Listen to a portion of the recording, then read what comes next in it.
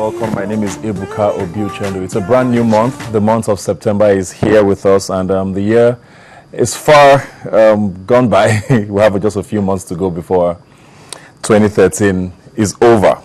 It's also day 62 of the ASU strike.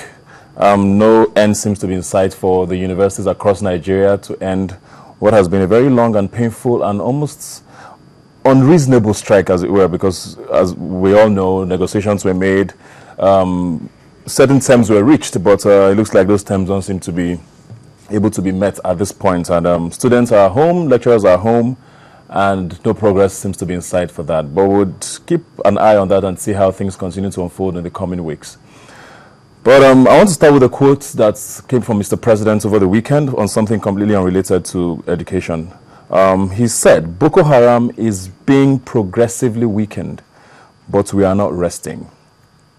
I found that very interesting because also on Friday, news came out that in a town called Mongono in Borno State, 24 people were killed again by people allegedly belonged to the group Boko Haram, and 34 others are still missing.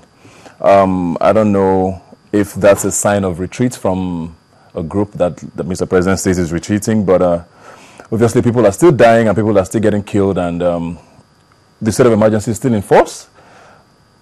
It's, like I always say, begs the question, what is really going on? Is progress being made in any way? If the federal government has such force and presence in those states and people are still getting killed on a weekly basis, then it means that something is not right. And the strategy or whatever it is needs to be reassessed and checked to make sure that things are done rightly. We can't keep losing people. And these are sadly faceless people, because we just hear numbers and it makes us very detached. We don't have faces, we don't have names.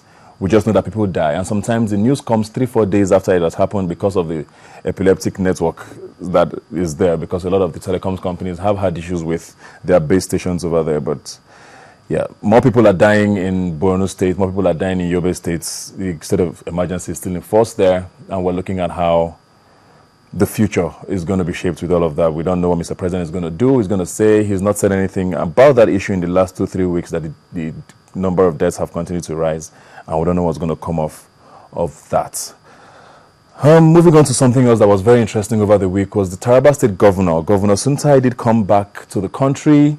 There was a lot of drama with him coming back and deciding. He sent a letter to the House of Assembly, in Jalingo, saying that he wanted to take back his seats because he was fit to become governor. They requested to see him. A couple of days later, he granted them audience, and the House of Assembly decided that he was not fit to be governor, and he decided that the deputy governor would continue to act. In that same vein, he went on to swear in about, I think, 8 or so commissioners, disbanded his former cabinet. A lot of drama going on there. We also hear things about his wife being in control and trying to come in. It's just very reminiscent of the things that happened in 2010